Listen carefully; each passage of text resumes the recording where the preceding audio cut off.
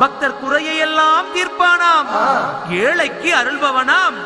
நம்ம குல சுவாமியாம். அப்படிப்பட்ட சுவாமி ரொம்ப சிறுசையா, ஆனா சக்தி ரொம்ப பெருசையா.